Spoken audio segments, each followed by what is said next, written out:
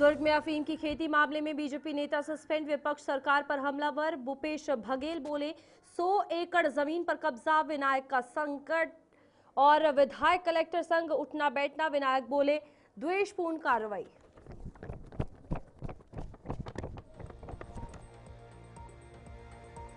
UPSC में सफल हुई दर्शना सिंह, छत्तीसगढ़ स्वास्थ्य मंत्री ने फोन पर दी बधाई। माता पिता के समर्पण की प्रशंसा की, प्रदेश का नाम रोशन करने की प्रेरणा बनी। छत्तीसगढ़ में धान खरीदी की अनियमितता की शिकायत को लेकर एक्शन में शासन प्रशासन, रायपुर कलेक्टर ने भेजी जांच टीम।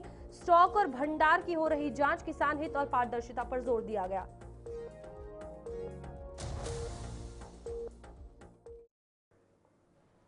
खबर छत्तीसगढ़ देख रहे हैं आप सब और मैं हूं आपके साथ रूपाली शर्मा। खबरों का सिलसिला शुरू करते हैं। दुर्ग के सबोदा गांव में होली के दौरान बच्चों के वीडियो से अवैध अफीम की खेती का सनसनीखेज मामला सामने आया है। ग्राम पंचायत सबोदा के सरपंच अरुण गौतम ने बताया कि 6 से 7 एकड़ में अफीम की खेती की सूचना मिलने पर पुलिस को शिकायत की गई है। पुलिस ने मुखबिर की सूचना पर एफएसएल टीम के साथ छापा मारा है। जांच में पाया गया कि अफीम की फसल ज्वार मक्का की आड़ में उगाई गई थी। पुलिस ने विनायक तामरकर समेत संदिग्धों को नोटिस जारी किया है और आगे की कार्रवाई भी शुरू कर दी है।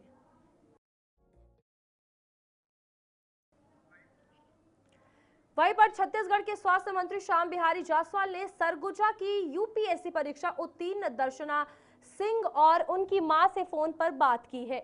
वीडियो में मंत्री ने दर्शना को बधाई देते हुए प्रदेश का गर्व बताया और माता पिता के समर्पण की प्रशंसा की। मां से बात करते हुए उन्हें शुभकामनाएं भी दी।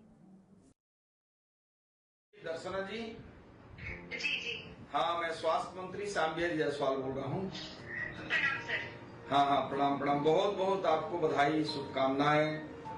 और हम लोगों को गर्व है कि हमारे सरगुजा की बेटी जो है यूपीएससी आपने क्लियर किया है। आपके माता पिता को भी मैं बहुत बहुत बधाई, शुभकामना देता हूँ, जिन्होंने आप जैसे बच्ची को पढ़ा लिखा कर यहाँ तक भेजने के लिए। धान खरीदी में अनियमितता की शिकायत को गंभीरता से लेते हुए कलेक्टर डॉक्टर गौरव सिंह ने जांच के निर्देश दिए हैं। उनके निर्देश पर सहायक आयुक्त विनय शुक्ला के नेतृत्व में सुमित ढड़सेना और अशोक साहू की टीम मौके पर भेजी गई है। टीम धान के स्टैक भंडारण व्यवस्था और कर्मचारियों की भूमिका की जांच कर रही है। साथ ही ग्रामीणों से भी जानकारी जुटाई जा रही है। कलेक्टर ने स्पष्ट किया है कि किसान हितों की रक्षा और पूरी प्रक्रिया में पारदर्शिता सुनिश्चित करना प्रशासन की प्राथमिकता है।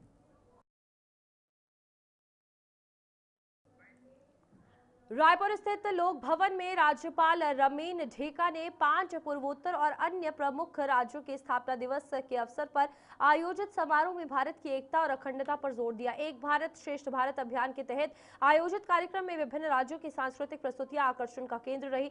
इस दौरान प्रतिनिधियों को स्मृति चिन्ह प्रदान किए गए और राज्यपाल का सम्मान भी किया गया।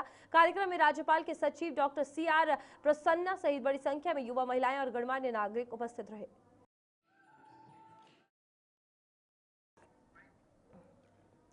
रायपुर के जरवाई क्षेत्र में अवैध प्लॉटिंग के खिलाफ नगर निगम जोन 8 ने बड़ी कार्रवाई की। आयुक्त विश्वदीप के आदेश और जोन कमिश्नर राजेश्वरी पटेल के निर्देश पर वीर सावरकर नगर में 1 एकड़ निजी जमीन पर हो रही अवैध प्लॉटिंग पर रोक लगाई गई।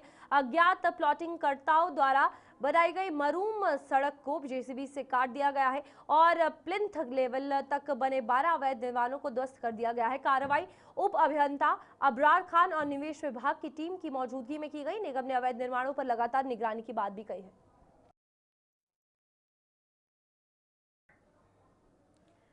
रायपुर नगर निगम की महापौर मीनल चौबे ने गर्मी में सुगम पेयजल आपूर्ति सुनिश्चित करने के लिए जोन कमिश्नरों की बैठक ली है। महापौर ने निर्देश दिए हैं कि अधिकारी रोज वार्डों का निरीक्षण कर टेल एंड तक पानी पहुंचाना सुनिश्चित करें और जल समस्या का मौके पर समाधान करें। अवैध नल कनेक्शन पर कड़ी कार्रवाई तथा जरूरत वाले क्षेत्रों में टैंकर से पानी आपूर्ति के निर्देश दिए गए। निगम आयुक्त विश्वदीप ने शहर के 45 जलागारों की जल्द मैकेनिकल सप्लाई करवाने और लापरवाही पर सख्त कार्रवाई की चेतावनी भी दी है। वहीं पर छत्तीसगढ़ के मुख्यमंत्री विष्णुदेव साय ने लोक निर्माण और खेल एवं युवा कल्याण विभाग की विस्तृत समीक्षा की है। बैठक में उप मुख्यमंत्री अरुण साव ने विभागीय प्रगति पर संतोष जताते हुए सड़क निर्माण कार्यों में और तेजी लाने के निर्देश दिए। उन्होंने कहा कि सरकार बनने के बाद प्रदेश में सड़कों के निर्माण, मरम्मत और नवीनीकरण का काम तेज हुआ है। बजट में पहुंचविहीन गांव तक सड़क और द्रुत गति सड़कों के निर्माण की नई योजनाएं शुरू कर दी गई है। मुख्यमंत्री ने गुणवत्ता से समझौता न करने और समयबद्ध तरीके से काम करने के पूरे निर्देश दे दिए हैं। माननीय मुख्यमंत्री विष्णुदेव साय जी ने कल लोक निर्माण विभाग और खेल एवं युवा कल्याण विभाग की विस्तृत समीक्षा की।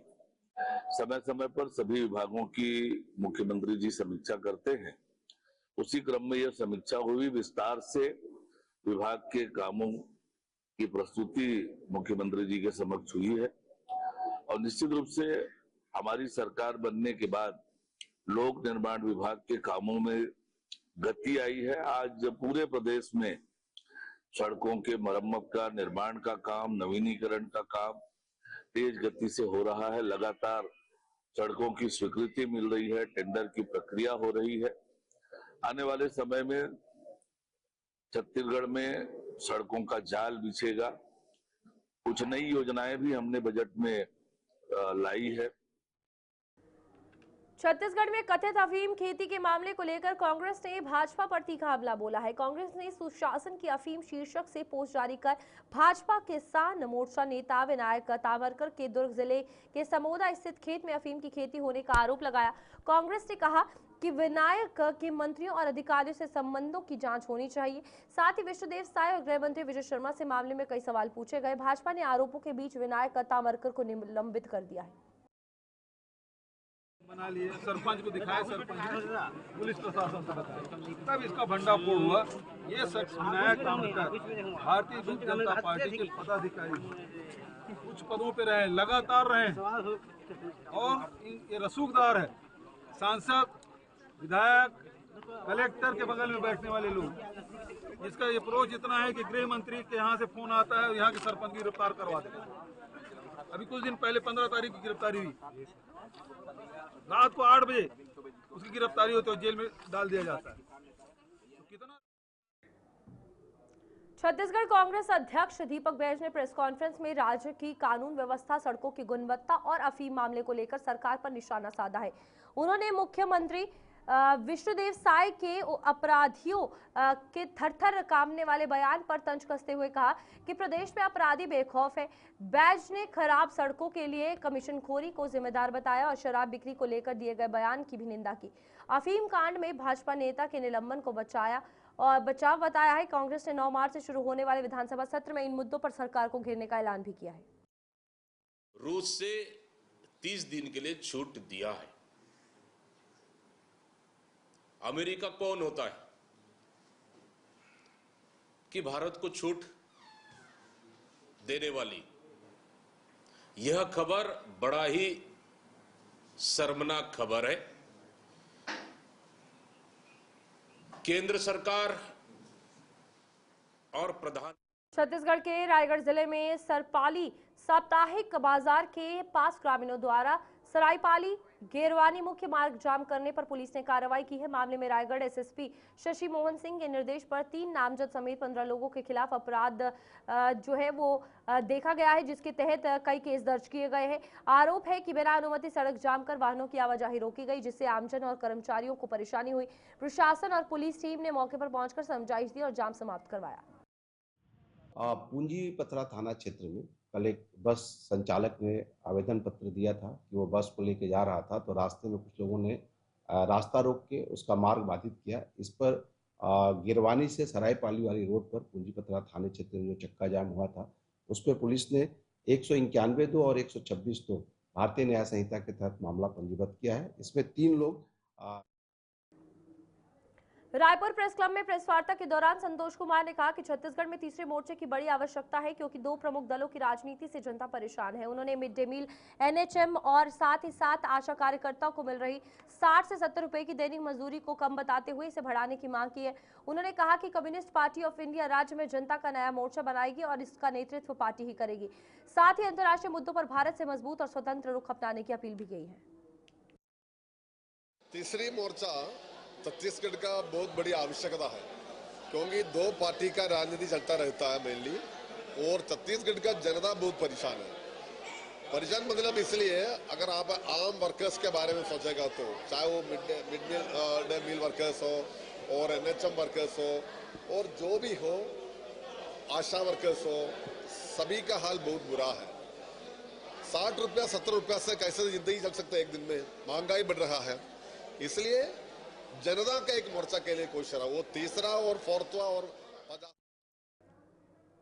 छत्तीसगढ़ राज्य महिला आयोग अंतर्राष्ट्रीय और महिला दिवस के अवसर पर 8 से 13 मार्च 2026 तक महाजन सुनवाई सप्ताह आयोजित कर रहा है। इस दौरान प्रदेश के सभी 33 जिलों से महिलाओं से जुड़े प्रकरणों की संभागवार सुनवाई की जाएगी और इस बीच मुख्य और सहायक न्यायपीठ गंभीर उत्पीड़न तथा समझौते योग्य मामलों पर विशेष ध्यान देंगी। जन सुनवाई प्रतिदिन सुबह 10 बजे से शुरू होगी, जिसमें DPO, पुलिस विभाग और विधिक सहायता प्राधिकरण का सहयोग लिया जाएगा।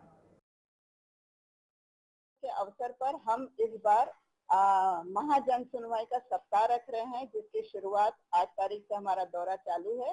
9, 10, 11, 12, 13 इन 5 दिनों में हम लगातार अंबिकापुर, बिलासपुर, दुर्ग, रायपुर और बस्तर में महाजन सुनवाई करेंगे। हमारे पास लगभग 750 से अधिक मामले अभी रजिस्टर्ड हैं, जो उन पर हमने नोटिस भेज दिया है और उन महाजन सुनवाई में हमारे 2 न्यायपीठ बैठेगी सुनवाई के लिए, एक अध्यक्ष की और एक सदस्यों की, और उसमें हमारे छत्तीसगढ़ कांग्रेस अध्यक्ष दीपक बैज ने प्रेस कॉन्फ्रेंस में दुर्ग जिले के समोदा गांव में भाजपा किसान मोर्चा के पूर्व जिला अध्यक्ष विनायक तामरकर के खेत में कथित अफीम खेती के मामले को लेकर सरकार पर निशाना साधा। उन्होंने भाजपा नेताओं के साथ तामरकर की तस्वीर दिखाते हुए खेत का सत्यापन करने की मांग की।